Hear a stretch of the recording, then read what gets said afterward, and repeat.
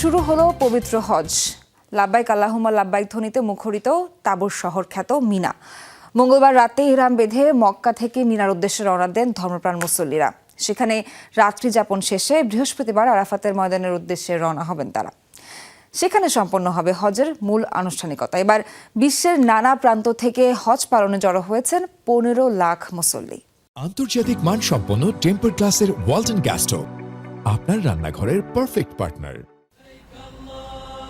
এক পোশাক এক লক্ষ্য, মহান আল্লাহর দরবারে পরিপূর্ণ আত্মসমর্পণ। সমবেত কণ্ঠে উচ্চারিত হচ্ছে পবিত্র ধ্বনি লাব্বাইক আল্লাহুম্মা লাব্বাইক, অর্থাৎ আল্লাহর দরবারে উপস্থিত তার বান্দারা। মুখরিত তাবুর শহর মিনার সমস্ত প্রান্ত। বুধবার মিনায় মুসল্লিদের অবস্থানের মধ্য দিয়ে শুরু হলো পবিত্র হজের আনুষ্ঠানিকতা। মঙ্গলবার রাতেই উপত্যকাটির উদ্দেশ্যে ইহরাম বেঁধে মক্কা থেকে রওনা হন মুসলিমরা।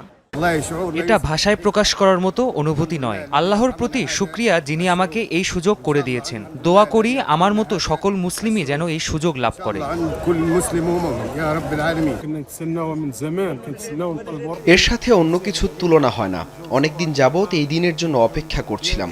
মহান আল্লাহর দরবারে লাখো কোটি শুকরিয়া, তিনি আমাদের জন্য এই যাত্রা সহজ করে দিয়েছেন। পরিবার পরিজন সবার জন্যই দোয়া চেয়েছি। বৃহস্পতিবার সূর্যোদয় পর্যন্ত মিনায় অবস্থান করবেন ধর্মপ্রাণ মুসলিমরা। এর পরের গন্তব্যস্থল পবিত্র আরাফার ময়দান। সেখানে খুতবার মধ্য দিয়ে সম্পন্ন হবে হজের মূল আনুষ্ঠানিকতা। এরপর এক আজানে জোহর এবং আসরের নামাজ আদায় করবেন মুসল্লিরা। তীব্র তাপদাহের কারণে এদিন মুসল্লিদের সকাল 10টা থেকে বিকাল 4টা পর্যন্ত তাঁবু থেকে বের না হওয়ার পরামর্শ সৌদি কর্তৃপক্ষের। আরাফার ময়দান থেকে মুজদালিফায় গিয়ে রাত্রি যাপন শেষে শয়তানকে মারার জন্য পাথর সংগ্রহ করবেন হাজিরা। 10ই জিলহজ ঈদুল আজহার দিন জামারায় শয়তানকে পাথর মেরে কোরবানি দিয়ে মাথা মুন্ডন করবেন তারা। পরে কাবা শরীফ তাওয়াফ করবেন মুসল্লিরা। 11 ও 12 জিলহজ বাকি আনুষ্ঠানিকতা পালনের মাধ্যমে পবিত্র হজ শেষ করবেন লাখো মুসলিম।